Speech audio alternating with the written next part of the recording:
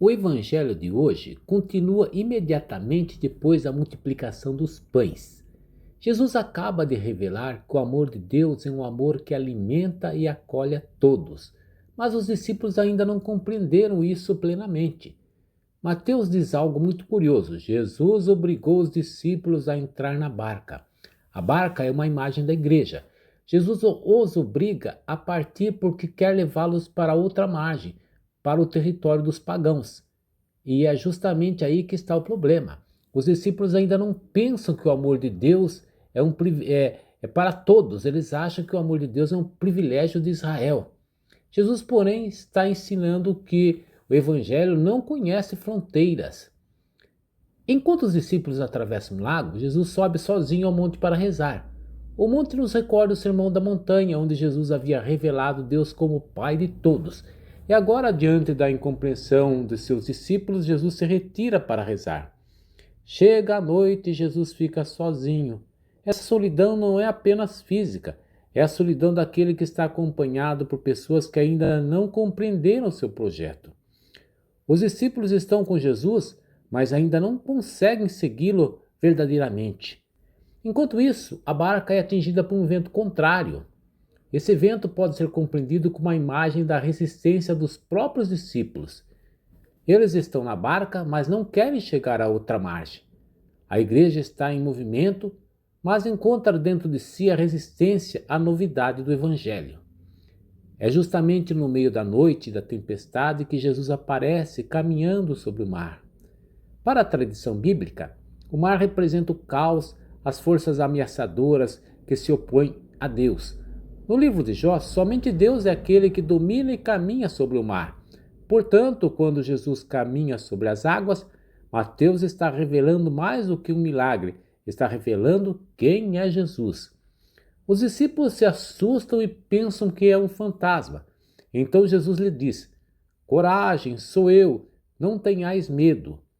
Sou eu traduz a expressão grega ego eimi, que pode recordar a revelação do nome divino a Moisés na sarça ardente.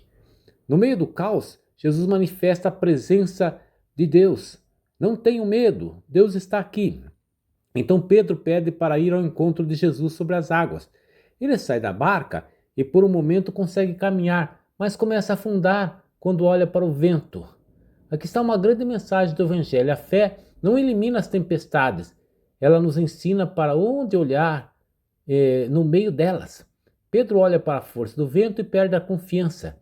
É a mesma imagem do final do Sermão da Montanha.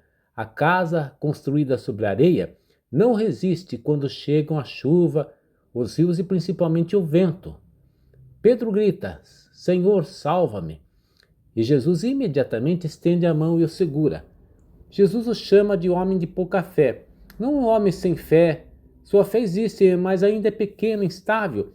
Ele confia enquanto tudo vai bem, mas quando vacila, quando chega a tempestade, as coisas mudam. Ainda há uma ironia bonita no texto. Aquele que Jesus chamou para ser pescador de homens, agora precisa ser pescado pelo próprio Jesus. Quando Jesus entra na barca, o vento cessa.